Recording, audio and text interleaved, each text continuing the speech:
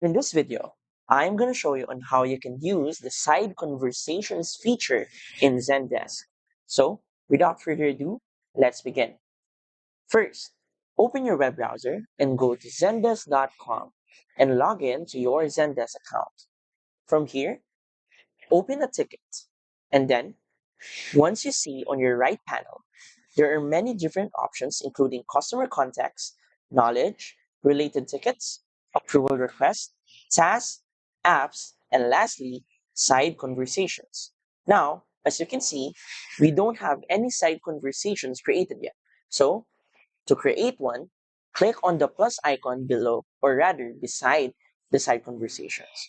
A drop-down menu will appear, and this is where you can start side conversations, either by email, Microsoft Teams, Slack, and Ticket. So for this video, let's use email. So what this is basically an added conversation like the one in the middle, but right here on your right panel. Of course, it includes to whom you want to send your email, let's say,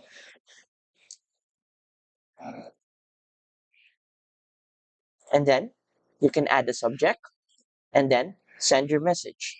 You can even add attachments right here, links, ticket comments, and you can also format your text. Now, you can also CC other users and other clients right here if you choose to do so.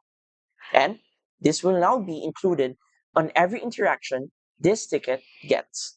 And that's it.